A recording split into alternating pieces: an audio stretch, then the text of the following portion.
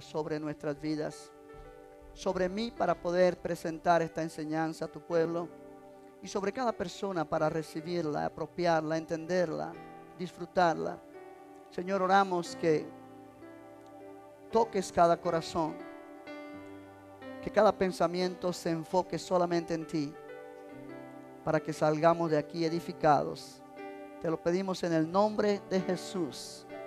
Y todos dicen amén. Puede sentarse, hermano. Gloria a Dios. Aleluya.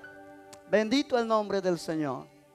En esta noche el tema que quiero tratar con ustedes es un tema que lo he mencionado aquí algunas veces, sobre todo los martes. Y si usted ha venido, pues no va a ser nuevo, completamente nuevo para usted. Pero sí es muy importante para el desarrollo de nuestra vida cristiana y para fortalecer nuestra fe. Quiero hablar del tema que he puesto por título: el ministerio actual de Cristo a la diestra del Padre. El ministerio actual de Cristo a la diestra del Padre. Si usted tiene una hoja de papel y quiere anotar ese título, se lo vuelvo a repetir: el ministerio actual de Cristo a la diestra del Padre. Aleluya. Gloria a Dios. Oh, gloria a Dios. O sea, vamos a aprender en esta noche lo que Jesús está haciendo por nosotros ahora mismo. El actual ministerio de Cristo ha sido ignorado por la mayoría de los cristianos. O sea, muchas veces el énfasis solamente se pone en la muerte de Jesús en la cruz. Él dio su vida por nosotros, y la mayoría de los cristianos piensan que solamente en su muerte y en su resurrección está lo que Jesús hizo, y ya no hay nada más. Obviamente en su muerte y en su resurrección está lo básico de nuestra salvación y lo básico de nuestra redención. Pero la mayoría de los creyentes no saben que cuando Jesús se sentó a la diestra del Padre, Él comenzó a vivir por nosotros o para nosotros con tanta realidad como fue su muerte por nosotros. Déjame volverlo a decir, porque esta es la introducción de esta enseñanza y es la base. O sea, la mayoría de los creyentes realmente, cuando pensamos o piensan que Jesús dio su vida por nosotros, se enfocan en lo que Él hizo en la cruz del Calvario, en su muerte, en su sepultura y en su resurrección, y ahí se detienen. Sin embargo, no saben que cuando Jesús se sentó a la diestra del Padre, Él comenzó a vivir para nosotros con tanta realidad como cuando Él murió por nosotros. O sea que Él vive actualmente para nosotros. Aleluya. Amén. Eso es muy importante y es algo que cuando lo podemos entender, fortalece nuestra vida espiritual, fortalece nuestra fe. O sea que hay tres aspectos del ministerio de Jesús a favor nuestro. El primero, Jesús antes de ir a la cruz. Cuando Él fue apresado, realmente Él comenzó a sufrir allí, y Él fue despreciado y como un varón de dolores, de acuerdo como Isaías 53 lo describe: varón de dolores, experimentado en quebranto. El segundo aspecto de su ministerio a favor nuestro es cuando Él fue a la cruz. Jesús en la cruz. Jesús en la cruz, realmente el Hijo de Dios hecho pecado con nuestro pecado. Amén. 2 Corintios 5:21 dice que al que no conoció pecado, Dios lo hizo pecado por nosotros, para que nosotros fuésemos hechos justicia de Dios en Él.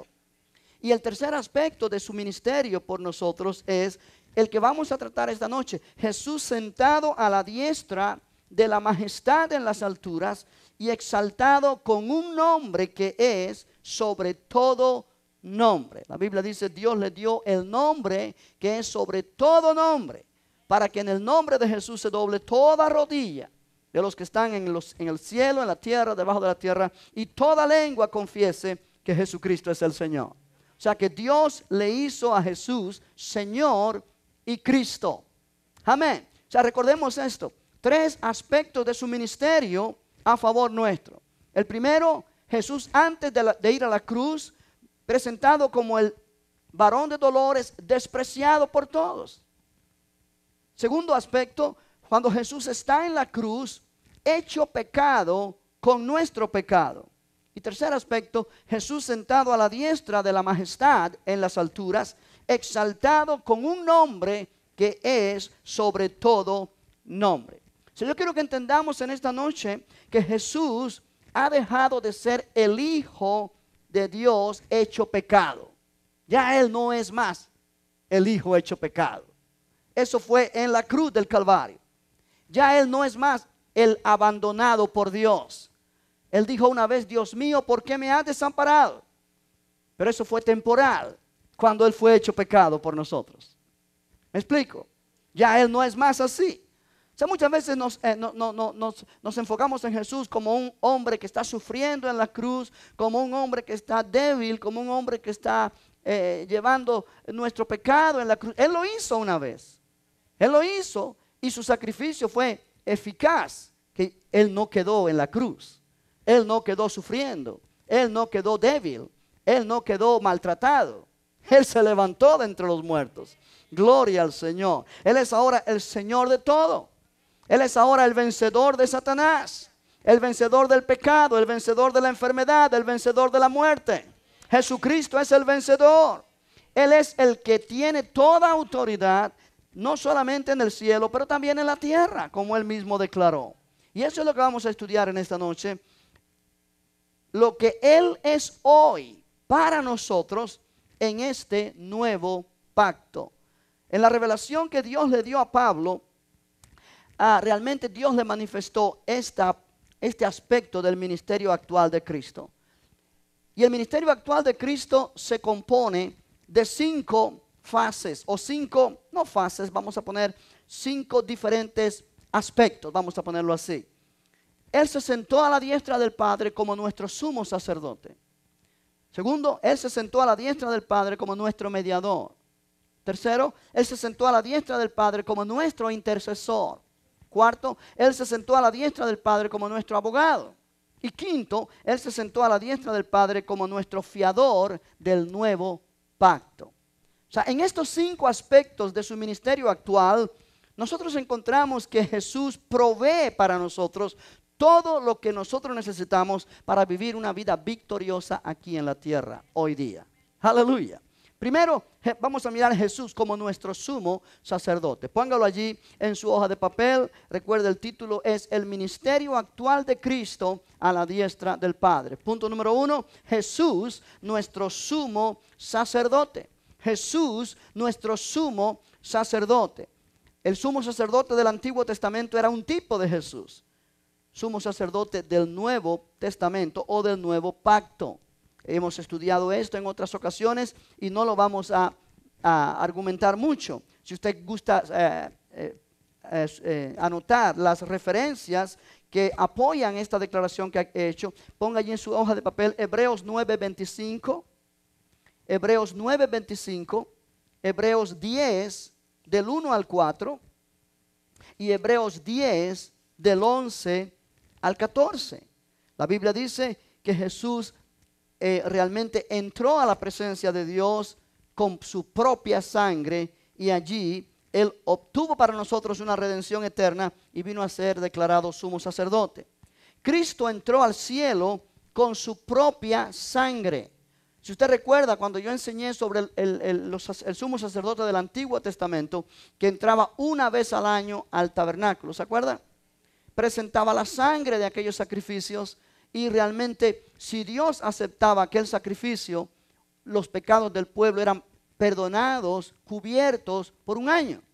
Jesús entró al lugar santísimo en el cielo, no en ningún tabernáculo terrenal, con su propia sangre, por los méritos de su propia sangre. Y los méritos de su propia sangre no borran o perdón, no cubren los pecados. No solamente perdonan los pecados, sino que borran los pecados. La sangre de Cristo limpia de todo pecado. Y la Biblia dice que Jesús entró con su propia sangre y obtuvo para nosotros eterna redención. Aleluya. O sea que cuando Dios aceptó la sangre de Jesús, manifestó con ello, al aceptar su sangre, que las demandas de la justicia habían sido satisfechas y que ahora el hombre podía legalmente ser arrancado de la autoridad de las tinieblas y traído a una vida de compañerismo con Dios. Ahora, vamos a ponerlo en perspectiva en nuestra vida práctica. Jesús entró al lugar santísimo del cielo con su propia sangre. En Hebreos capítulo 9, usted lo puede buscar, ese sí, en el versículo 12, lo voy a esperar que lo encuentre para que lo mire conmigo allí. Hebreos 9:12 dice: y no por sangre de machos cabríos ni de becerros, sino por su propia sangre entró una vez para siempre. ¿Dónde? En el lugar santísimo, habiendo obtenido eterna redención. Habiendo obtenido eterna redención. O sea, esto implica que Dios aceptó la sangre de Jesús como el precio completo por nuestro pecado y manifestó al aceptar esa sangre que las demandas de la justicia divina que había sido en contra nuestra por causa de nuestro pecado, ahora fueron satisfechas. Dios en su justicia se sintió satisfecho porque nuestros pecados fueron lavados, porque la sangre de Cristo tuvo ese poder.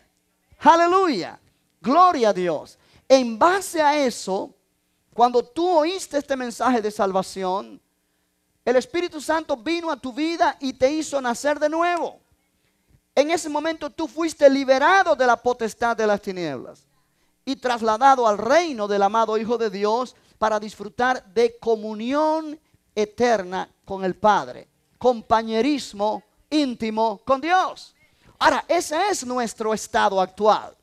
Yo puedo acercarme ahora al Padre y mantener un compañerismo íntimo con Él, no sobre la base de mi propia justicia o mis propias obras, sino sobre la base de lo que Jesús hizo y la sangre que Él presentó delante de Dios cuando Él entró al lugar santísimo después de haber resucitado de entre los muertos. ¿Queda claro eso? ¿Queda claro eso? O sea que Dios me acepta a mí no porque yo me porté bien. Dios me acepta a mí no porque yo he hecho buenas obras. Dios me acepta a mí no porque yo he hecho esto, he hecho aquello. No, Dios me acepta a mí única y exclusivamente sobre la base de la sangre de Jesucristo, que fue derramada por mis pecados y fue presentada delante del Padre como la prueba de que realmente hubo un sacrificio por mis pecados y ese sacrificio fue completo y fue efectivo. Aleluya, aleluya. ¿Cuántos dicen gloria a Dios? Cuando Cristo entró a la presencia de Dios, Él realmente por su único sacrificio quitó de en medio el pecado. Aquí en Hebreos capítulo 9, en el versículo 26, mira lo que dice: de otra manera le hubiera sido necesario padecer mucho. Vamos a leer un poquito antes en el 24. Porque no entró Cristo en el santuario hecho de mano, figura del verdadero, sino en el cielo mismo, para presentarse, ¿cuándo? Ahora por nosotros ante Dios. Él se está presentando ahora por ti y por mí ante Dios. Y no para ofrecerse muchas veces, como entra el sumo sacerdote en el lugar santísimo cada año con sangre ajena. De otra manera le hubiera sido necesario padecer muchas veces desde el principio del mundo, pero ahora en la consumación de los siglos se presentó una vez para siempre por el sacrificio de sí mismo. ¿Para qué? Para quitar de en medio el pecado. O sea, el pecado, lo que me separaba a mí de Dios, fue quitado de en medio. Y ahora yo no tengo ningún obstáculo para entrar a la presencia de Dios y disfrutar de comunión con Él. Gloria al nombre del Señor. De manera que podemos decir, por el sacrificio de Él, Él quitó de en medio el pecado y Él santificó al hombre. En el capítulo 10 de Hebreos, en el versículo 10, dice así. Es el capítulo 10, próximo después del 9, dice el verso 10, en esa voluntad, o sea, la voluntad de Dios, somos santificados mediante la ofrenda del cuerpo de Jesucristo, hecha una vez para siempre. Y ciertamente todo sacerdote está día tras día ministrando y ofreciendo muchas veces los mismos sacrificios que nunca pueden quitar los pecados. O sea, se refiere a los sacrificios del antiguo pacto. Pero Cristo, habiendo ofrecido una vez para siempre un solo sacrificio por los pecados, se ha sentado a la diestra de Dios, de ahí en adelante esperando hasta que sus enemigos sean puestos por estrado de sus pies. Porque con una sola ofrenda hizo perfectos para siempre a los santificados. O sea, Él no solamente quitó el pecado que impedía que yo tuviera comunión con Dios, sino que Él me santificó. Él me separó. La palabra santificar significa separar, apartar. Y no solamente Él me santificó, sino que Él me hizo perfecto delante de Él. Dios me mira a mí perfecto delante de Él, sobre la base del sacrificio de Cristo. Los hombres pueden mirarte a ti no como alguien perfecto, pero Dios te mira perfecto en Cristo. Dios te mira perfecta en Cristo. Aleluya, aleluya. Sobre la base del sacrificio de Jesús. Gloria al nombre de Jesucristo. ¿Cuántos dicen amén? O sea, Dios separó al hombre del reino de Satanás, de la familia de Satanás, a través de la obra de Jesús en la cruz, en su muerte, en su resurrección, y al presentar la sangre en el lugar santísimo en el cielo. Y cuando tú y yo vinimos a Cristo y recibimos en nuestro corazón lo que Jesús hizo por nosotros, nosotros hemos llegado a ser en la mente del Padre, oye bien esto, tan separados del dominio de Satanás como Jesús mismo es. Yo quiero que mires conmigo en Juan capítulo 17, por favor. Juan 17 es la oración que Jesús hizo al Padre antes de ir a la cruz y quedó grabada allí, quedó escrita para nosotros, para que nosotros podamos entender el significado de su obra redentora. Gloria al Señor para siempre. Amén. ¿Ya lo encontró?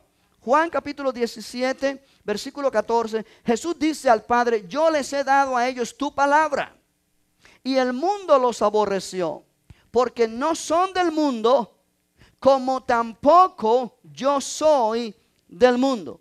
No son del mundo, como tampoco yo soy del mundo. La Biblia dice en otro lugar, en 1 de Juan 5, el mundo entero está bajo el maligno. Pero aquí dice Jesús que nosotros no somos del mundo. Estamos en este mundo, pero no pertenecemos a este mundo. O sea, Dios nos ha separado. Dios nos ha separado. La obra de Jesús en su redención nos ha separado del mundo. Aleluya. Cuando un cristiano comienza a creer esto, por eso es tan importante esta lección. ¿Por qué? Porque mucha gente predica la necesidad de santidad, la necesidad de separación del mundo, pero no lo pone de esta manera. Y por esa razón la gente trata de ser santos en sus fuerzas, tratando de hacer cosas o no hacer cosas o de esta manera. Y es solamente una obra de hombre tratar de hacer lo que ningún hombre puede lograr, que por eso Jesús tuvo que hacerlo por nosotros. Pero cuando uno cree esto, que ya somos santificados, yo no tengo que esforzarme para ser santificado. Ya Dios lo hizo por mí en Cristo Jesús. Cuando yo lo creo y lo apropio en mi vida, el Espíritu de Dios comienza entonces a trabajar en mí, llevando esa obra a la práctica en mi vida diaria. Gloria al Señor. Pero empieza en mi espíritu. Cuando yo creo la obra que ya Cristo ha hecho por mí, el Espíritu Santo ha venido para guiarme a esa verdad, para guiarme a esa verdad y llevarme por el camino de la santidad para vivir para Dios. ¿Por qué? Porque la Biblia dice, yo no soy del mundo, aunque estoy en el mundo, yo no soy del mundo. O sea, la santidad comienza de adentro para afuera. Por eso Jesús dijo algo interesante. Mira, en este mismo capítulo de Juan 17, verso 15, no ruego que los quites del mundo, sino que los guardes del mal. no son del mundo, como tampoco yo soy del mundo. O sea, pertenecemos al mismo reino que pertenece a Jesús. En ese reino Satanás no tiene dominio. En ese reino Satanás no tiene ningún tipo de autoridad. Tú y yo pertenecemos al mundo de Jesús, no al mundo del diablo. Gloria al nombre del Señor. Amén. Amén. Aleluya. Bendito el nombre del Señor. Verso 16. No son del mundo, como tampoco yo soy del mundo. Santifícalos en tu verdad. Tu palabra es verdad. O sea, cuando tú y yo comenzamos a mirar en la palabra estas verdades que te estoy enseñando hoy, esa verdad comienza a santificar tu vida. O sea, a llevar a la práctica la santificación que ya Dios ha hecho para ti y para mí en Cristo Jesús. Versículo 18. Como tú me enviaste al mundo, así yo los he enviado al mundo. Y por ellos yo me santifico a mí mismo, para que también ellos sean santificados en la verdad. Es la verdad la que nos santifica. Es la palabra de Dios la que nos santifica. Bendito el nombre del Señor. Jesús hizo la obra. Ahora la palabra de Dios en nuestro corazón lleva a la práctica lo que Jesús hizo para nosotros. Bendito el nombre del Señor. O sea, el ministerio de Jesús como sumo sacerdote no terminó al llevar Jesús la sangre de él al lugar santísimo. Él continúa ministrando allí para nosotros. En el capítulo 8 de Hebreos, búscalo otra vez, por favor. Hebreos capítulo 8, la Biblia nos enseña algo interesante que yo quiero que tú mires. Hebreos 8, versículo 1 y 2. ¿Ya lo encontraste? Dice, ahora bien, el punto principal de lo que venimos diciendo es que tenemos tal sumo sacerdote, el cual se sentó a la diestra del trono de la majestad en los cielos, ministro del santuario y de aquel verdadero tabernáculo que levantó el Señor y no el hombre. Ahora, esa frase, ministro del santuario, significa literalmente ministro de las cosas santas. Ministro de las cosas santas. ¿Qué significa? Cosas santas es todo aquello que tiene que ver con lo que hacemos en nuestra vida diaria para Dios. Por ejemplo, nuestras oraciones, nuestra adoración al Señor. Muchas veces no sabemos cómo adorar a Dios como debe ser hecho. Muchas veces no sabemos cómo orar como debe ser hecho. Muchas veces no sabemos cómo vivir de acuerdo a la voluntad de Dios como debe ser. Cuando tú y yo oramos a Dios, puede ser que la oración no es perfecta delante de Dios, pero Jesús está allí para ser ministro de esa oración y Él hace delante del Padre que esa oración sea perfecta delante de Dios. Cuando estamos adorando al Señor, ya sea en un servicio como este, cantando alabanzas, cantando cánticos de adoración, adorando al Señor, quizá las palabras que hablamos no sean las perfectas. Quizá incluso puede haber cosas en nuestra vida que no sabemos que están mal y hacen imperfecta esa adoración, esa oración, ese servicio al Señor de parte nuestra. Pero cuando lo hacemos en el nombre de Jesús, por eso dice la palabra, todo lo que hacéis, sea de palabra o de hecho, hacedlo en el nombre de Jesucristo. Cuando lo hacemos en el nombre de Jesús, Él está allí a la diestra del Padre para tomar esa adoración, ese servicio de nosotros hacia Dios y hacerlo perfecto ante el Padre. Oh, aleluya. No lo entendiste porque solo uno o dos dijeron amén. Cuando tú y yo hacemos lo que hacemos para Dios, iglesia, somos imperfectos. Las palabras muchas veces no son las mejores. Aun cuando estamos alabando a Dios, decimos cosas que muchas veces no tienen sentido o no va en línea con lo que debe ser. Pero Jesús está allí para tomar nuestra oración imperfecta y presentarla delante del Padre de una manera perfecta, porque vamos en el nombre de Él. Él está allí para perfeccionar lo que hacemos, para que el Padre pueda recibirlo como si fuera Jesús mismo el que lo está haciendo. Aleluya. Aleluya. ¿Me está entendiendo ahora? En el libro de Primera de Pedro, capítulo 2, míralo allí un momentito. Primera de Pedro, capítulo 2, versículo 5, mira lo que dice la Escritura. Primera de Pedro, capítulo 2, versículo 5. Vamos a leer el 4 también. Cuando lo tengas dices amén. Acercándoos a él piedra viva, desechada ciertamente por los hombres, mas para Dios escogida y preciosa. Vosotros también como piedras vivas, sed edificados como casa espiritual y sacerdocio santo. ¿Para qué? Para ofrecer sacrificios espirituales aceptables a Dios por medio de Jesucristo. Nuestros sacrificios espirituales. ¿Cuáles son esos sacrificios? Bueno, sacrificios de alabanza, sacrificio de nuestra vida dedicada al Señor. Ofrezcamos nuestros cuerpos como un sacrificio vivo, ¿correcto? Todo lo que hacemos para Él es sacrificio para Dios. Aleluya. Pero ese sacrificio es aceptable a Dios únicamente por medio de Jesucristo. Jesús hace aceptable al Padre el sacrificio que nosotros presentamos para Dios. ¿Por qué? Porque nuestro sacrificio en nuestra propia manera y fuerza es inaceptable delante de Dios. Porque es imperfecto. Dios es perfecto. Pero allí está Jesús como nuestro sumo sacerdote para presentar. Ahora te das cuenta que cuando tú oras a Dios con este entendimiento, tú no puedes tener duda de que tu oración es escuchada y es contestada. Amén. Está dentro de la voluntad del Padre, pero está hecha en el nombre de Jesús, que implica que Jesús como nuestro sumo sacerdote presenta esa oración delante del Padre como si fuera Él mismo el que está orando. Y Dios la contesta y Dios la recibe.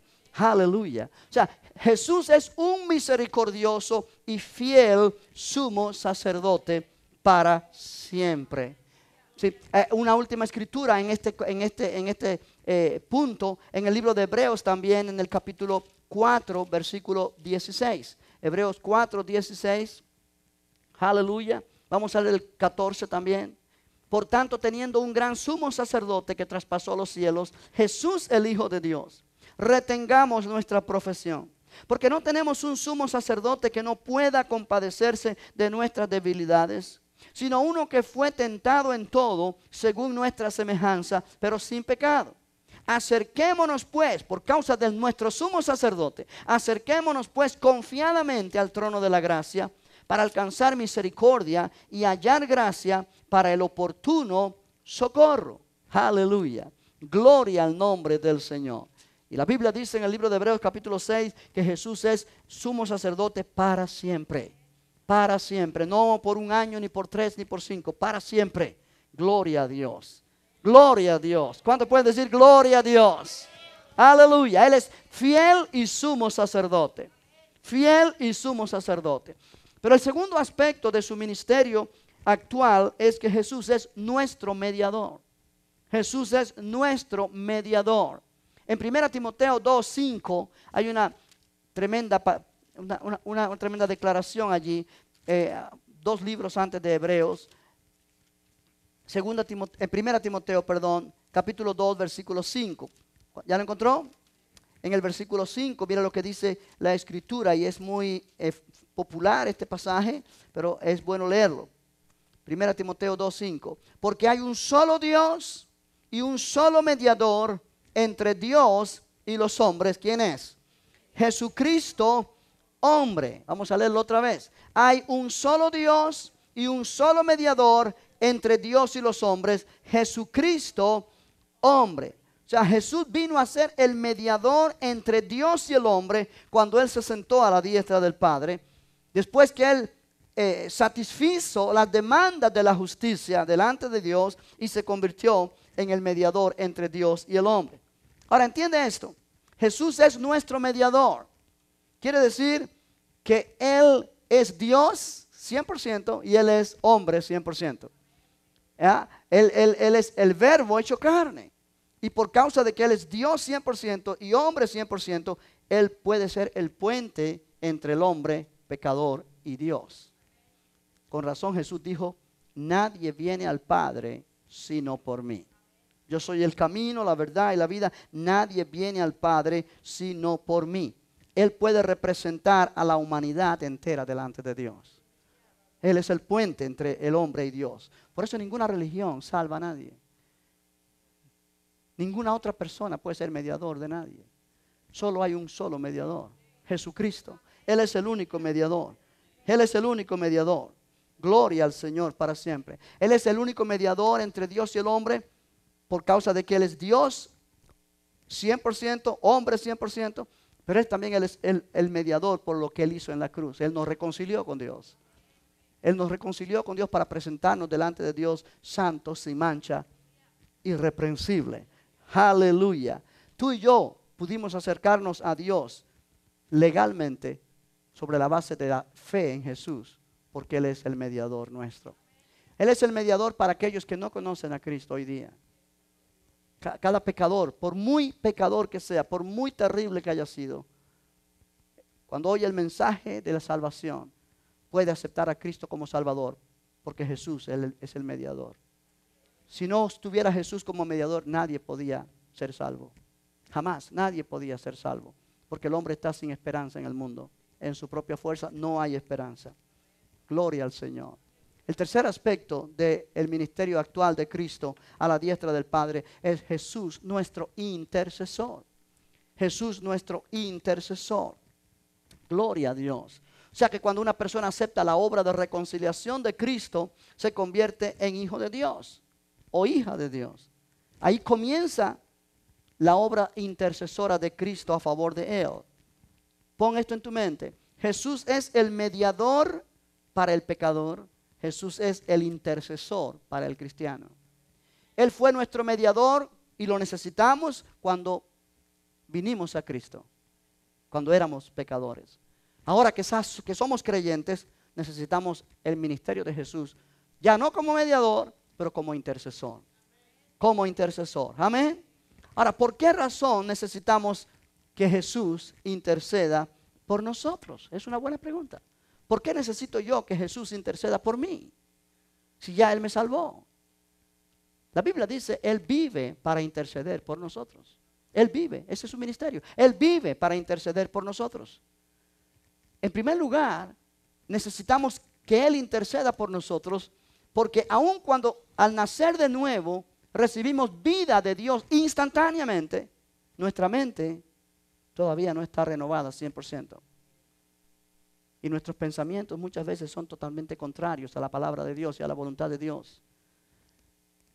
Y necesitamos que alguien interceda por nosotros, porque cometemos errores por nuestra forma de pensar, que no es totalmente correcta de acuerdo a la palabra. Aleluya. Amén. Eso es muy importante que nosotros entendamos. ¿Sí? Cuando alguien no tiene la mente renovada conforme a la palabra, no conoce cuáles son nuestras responsabilidades como creyentes y nuestros privilegios. Y el enemigo toma ventaja de eso. Hay un dicho en el mundo legal, en el mundo de la ley, que la ignorancia de la ley no es excusa de la ley. Si alguien comete un crimen y le dice al juez, es que yo no sabía que eso era un crimen. La ley dice, el hecho de que no sabías no te exonera, no te libra de la culpa. Cometiste un crimen. El hecho de que tú no sepas muchas veces que estás haciendo cosas equivocadas, que no están correctas, y que lo que estás haciendo que no está correcto le da lugar al diablo en tu vida, no es excusa para decirle a Dios, es que yo no sabía que eso era malo. Es malo. Es algo que le da lugar al diablo en ti. Y el diablo no viene para felicitarte, el diablo viene para oprimirte. ¿Cuántos creyentes vemos diariamente oprimidos? ¿Aló? ¿Cuántos creyentes vemos día a día oprimidos y deprimidos? Y derrotados, y tristes, y amargados, y frustrados. ¿Por qué? El enemigo está tomando ventaja de ellos. Porque ellos no están tomando responsabilidad en su vida cristiana. Y tomando autoridad en donde deben tomar autoridad. Si Jesús no estuviera intercediendo por ellos, ya ellos estuvieran totalmente en las manos del enemigo. Pero Jesús está intercediendo por nosotros. ¿Me está entendiendo ahora? Por eso la Biblia dice renovar nuestra mente.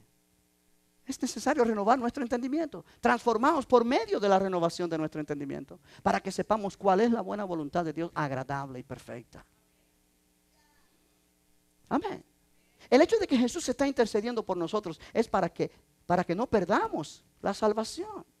Pero no quiere decir que no vamos a, cuando caminamos en ignorancia de la palabra. Y hay una diferencia entre ignorancia por no saber y en ignorancia por no querer saber. ¿Me entendiste? Te lo vuelvo a decir. Hay una diferencia en ser ignorante por no saber y ser ignorante por no querer saber. Hay muchos cristianos que no les importa no saber. Si les importara saber, estuvieran aquí hoy. Pero no les importa no saber. Porque ellos piensan que ya lo saben todo. Si no fuera por la intercesión de Jesús, muchos de ellos estuvieran ya quizá o muertos o quizá a merced del enemigo, hubieran dejado a Cristo, se hubieran ido al mundo. Pero es la intercesión de Jesús por ellos que los tiene. Pero no los exime, no los exonera de que ellos tengan sus problemas diarios en su vida. Que no pueden experimentar la vida cristiana victoriosa. Amén. Aleluya. ¿Me está entendiendo o no me está entendiendo? Gloria al nombre del Señor. Iglesia, necesitamos la intercesión de Jesús porque hay persecución en contra nuestra. Los demonios nos persiguen todos los días. El enemigo quiere ver dónde nos agarra, dónde puede llevarnos al hoyo, por decirlo así. Tú y yo vivimos en una guerra espiritual constante. Satanás no se conforma con el hecho de que nos perdió. Fuimos arrancados de sus garras, pero él no está a gusto. Él todavía quiere volver a llevarnos a donde estábamos antes. ¿Cuántas veces yo veo cristianos que empezaron bien, pero poco a poco se han dejado atrapar otra vez por el enemigo? Aleluya. Jesús dijo: bienaventurados aquellos que son perseguidos por causa de la justicia. Bienaventurados los que pueden resistir las tentaciones del enemigo. Bienaventurados los que pueden resistir al enemigo. Todos somos tentados. Todos atravesamos por crisis una que otra vez. Todos enfrentamos luchas. No creas tú que tú eres el patito feo de Dios. No, todos enfrentamos luchas. De una clase, de otra clase. Amén. Pero solamente los que conocen la palabra y están llenos del Espíritu Santo pueden mantenerse firmes en esa lucha. Pueden resistir al diablo con la armadura de Dios. Los demás sucumben. Y por la intercesión de Cristo no se pierden. Oh, es precioso. Amén. ¿Cuántos dicen amén? Yo te quiero que leas tres escrituras conmigo rapidito. La primera está en 2 de Pedro.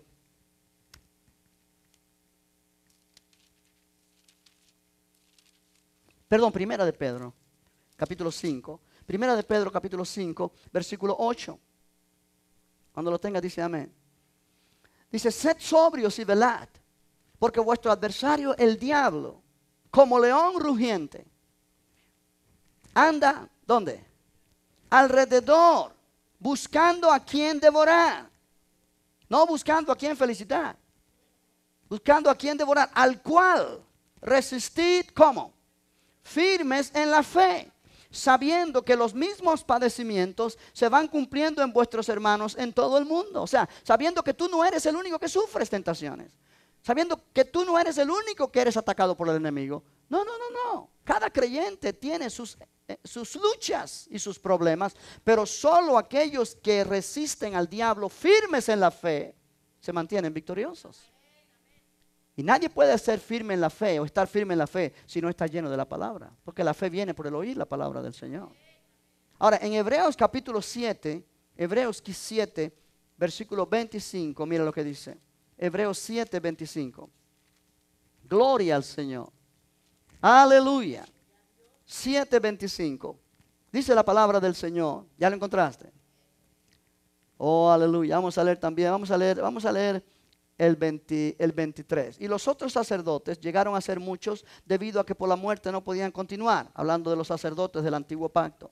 Mas este, Jesús, por cuanto permanece para siempre, tiene un sacerdocio inmutable, por lo cual puede también salvar perpetuamente a los que por él se acercan a Dios, viviendo siempre para interceder por ellos. Jesús vive para interceder por mí. Él vive para interceder por ti. Gloria al Señor. Ahora, une esto con Romanos capítulo 8. Romanos capítulo 8. O sea, Jesús es nuestro intercesor. Necesitamos un intercesor. Romanos capítulo 8, versículo 33. Voy a esperar que lo encuentre. Cuando lo encuentre dice, lo encontré. ¿Sí? ¿Quién acusará a los escogidos de Dios? Dios es el que justifica. ¿Quién es el que condenará? Cristo es el que murió, mas aún el que también resucitó, el que además está a la diestra de Dios, el que también intercede por nosotros. O sea, el enemigo lanza acusaciones contra nosotros, pero sus acusaciones no sirven de nada a él, porque Dios es el que nos declara justos. Sí, el enemigo trata de condenarnos, pero Jesús es el que murió por nosotros, resucitó por nosotros e intercede por nosotros. Intercede por nosotros. Jesús intercediendo por mí es mi seguridad de victoria. Oh, aleluya. El cuarto aspecto del ministerio actual de Jesús es Jesús nuestro abogado. Ponlo ahí en tu hoja de papel. Jesús nuestro abogado. Aleluya. Acuérdate, llegamos al Padre a través de Jesús como nuestro mediador. Después, estando en Cristo, tenemos a Jesús como nuestro sumo sacerdote y nuestro intercesor. Pero Él también es nuestro abogado. En Primera de Juan capítulo 2, Primera de Juan 2, está esa preciosa escritura que es fortaleza para muchos creyentes. Primera de Juan capítulo 2, versículo 1. Hijitos míos, estas cosas os escribo para que no pequéis. Y si alguno hubiere pecado, abogado tenemos para con el Padre a Jesucristo el justo. Y Él es la propiciación por nuestros pecados. Y no solamente por los nuestros, sino también por los de todo el mundo. Oh, gloria al Señor para siempre. Esto nos da gozo y esperanza. ¿Por qué? Como dije hace un momento, todo creyente es imperfecto en sus actos. Cometemos errores porque no lo sabemos todo o porque como humanos nos equivocamos. Perdemos el control acá. No debíamos hacerlo, pero pasa. Y Dios sabe que esas cosas pasan. ¿Ah? No pretendamos ser santos al punto de que a mí no me pasa. No, a ti te pasa también. Dice, hijitos, estas cosas os escribo para que no pequéis. Esa es la voluntad del Padre, que no pequéis. Pero si alguno hubiere pecado, si alguien me dice a mi pastor, ya yo no peco, entonces Jesús está perdiendo el tiempo contigo. Porque ¿para qué Él va a ser tu abogado si ya tú no pecas? Jesús no lo sabe, Él no sabe que, que tú ya no lo necesitas. No, iglesia, cuando dice aquí Jesús es nuestro abogado es porque lo necesitamos. Lo necesitamos, lo necesitamos. Amén. Ok, si alguno ha pecado, abogado tenemos para con el Padre. Cuando tú y yo pecamos, hacemos algo indebido, decimos algo indebido, pensamos algo indebido, juzgamos a alguien indebidamente, eso es pecado. Nuestra comunión con el Padre se rompe. Quedamos a merced del enemigo. Pero cuando conocemos la palabra, que déjame decirte algo, y posiblemente tú lo has experimentado, que cuando tú cometes un error, enseguida viene el pensamiento de condenación a tu mente. Y muchos cristianos se dejan llevar por ese pensamiento y se enfrían, porque piensan que nunca van a ser perfectos, que siempre están cayendo, que siempre que no pueden, y el enemigo los condena y ellos se dejan condenar, porque no conocen la palabra. Tú puedes cometer el pecado que tú puedas cometer siendo cristiano. Y eso no te debe a ti dar lugar a que te enfríes. Porque en el momento que tú entiendes que pecaste, la misma palabra, un versículo antes de este que acabamos de leer, versículo 9 del capítulo 1 de Primera de Juan. Si confesamos nuestros pecados, Dios es fiel y justo para perdonar nuestros pecados y limpiarnos ¿de qué? De toda maldad. Cuando tú y yo reconocemos que fallamos en ese instante, Padre, perdóname. Padre, perdóname, yo fallé. No trates de justificarte. Padre, pero mira, es que esta discusión, pero es que la otra persona empezó primero y si él no hubiera empezado, yo no hubiera. No, eso no es pedir perdón. Eso es tratar de justificarte tú. Padre, perdóname, la regué. Estuvo mal, no lo hice bien. Padre, perdóname. Cuando lo haces de corazón, obviamente, no jugando con Dios, con arrepentimiento. En ese mismo momento Jesús está allí como tu abogado. Y Él nunca peca. Él es el justo. Él es el justo. La comunión contigo, entre tú y Dios se rompió en ese pecado. Pero la comunión de Jesús con Dios no se rompió. Y Él está allí y le dice, Padre, perdónalo. Padre, perdónalo. Porque yo derramé mi sangre por Él. Aleluya. Gloria al Señor. Él es nuestro abogado. O sea, el enemigo en el momento viene a condenar, pero Jesús es el abogado defensor. Y Él le dice al Padre, al juez justo de toda la tierra, perdónalo, porque yo pagué por Él. Ponlo a mi cuenta. Oh, gloria al Señor. Aleluya. Aleluya. Aleluya. Eso me da fuerza. Eso te debe dar fuerza. Eso te debe dar gozo. Cuando tu vida de oración se quiere interrumpir por esos pensamientos de condenación que vienen a tu mente por lo que hiciste, por lo que no hiciste, por lo que hablaste, por lo que no hablaste. Padre, perdóname. No trates de justificarte. Padre, perdóname. No lo hice bien. Me equivoqué. Cometí un pecado. Perdóname, Señor. Creo en el poder de tu sangre. Tú eres fiel y justo para perdonar. En ese momento, la Biblia enseña que Dios te perdona. Dios te perdona. Y cuando Dios te perdona, Dios olvida. Dios borra, Dios arranca del corazón. Aleluya. Y todo se lo debemos a Jesús, que es nuestro abogado. Aleluya. Y en último lugar, el último aspecto del ministerio actual de Cristo es Jesús es nuestro fiador del nuevo pacto. ¿Qué cosa es un fiador? Fiador es alguien que da la cara por nosotros garantizando lo que nosotros no podemos garantizar. ¿Correcto? Amén. Este es el más vital de todos los ministerios de Jesús a la diestra del Padre.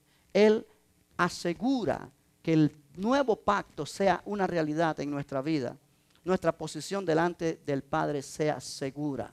Él lo garantiza con su posición allí como fiador. Mira en el libro de Hebreos otra vez, capítulo número 6. Capítulo 7, perdón. Hebreos 7.